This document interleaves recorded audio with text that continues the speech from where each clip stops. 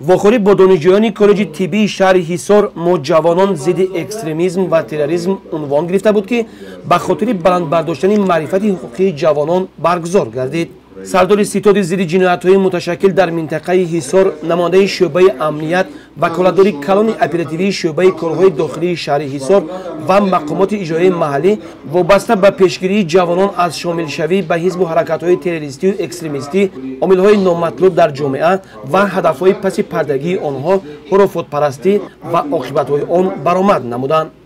شهروندان جمهوری تاجیکستان که در محاربه‌های ضدآخوندهای مسلحانه در خارج کشور در دولت‌های جنگ زده اشتراک می‌کنند، وقتی که از کیدور از پشیمانی خودش از عقیده‌اش گشتن دست کشیدن از همین گروه‌های افراطی با طبق همین ماده 401 ایزا تطبیق شده جوابگری جنایتی با اختیار خود گشته اومدن جوابگری جنایتی آزاد می‌کنند.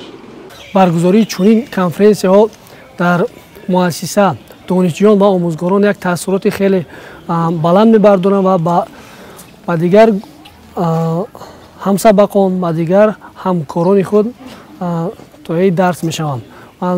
در آینده ما نیز این کارها را براه می‌مانیم و بیشتر و بهتر کارهای تربیوی، درس‌های ساعت‌های تربیوی، کنفرانس‌ها، صحبت‌ها و میزهای مدور را بیشتر و بهتر می‌ریم که توی که برای آبادی، برای پیشرفتی وطن عزیزمان تاجیکستان سهمگذار باشیم.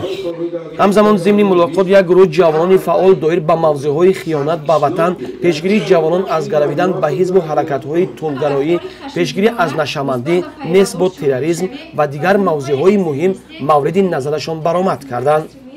ما جوانان کوشش به خرج می‌نهیم که به همین گونه گروه‌های اکستریمیسم تروریسم شامل نگردیم و همین خود را در همین آبادی وطن، پیشرفت وطن گذاریم. چطور کمی پیشوای محترم مالی رحمان در جمعیت‌های خود قید نمودند که جوانان و نورسان آینده دولت و ملت خود هستند و ما کوشش به خرج میکنیم که یعنی متخصص خوب شویم و به همین خلق و وطن خود سهم باسازهای خود را گذاریم.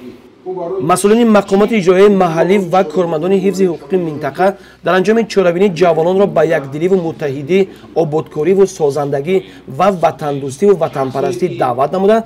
به مسئولین و دانشجویان فعال سپاسنامه دادند.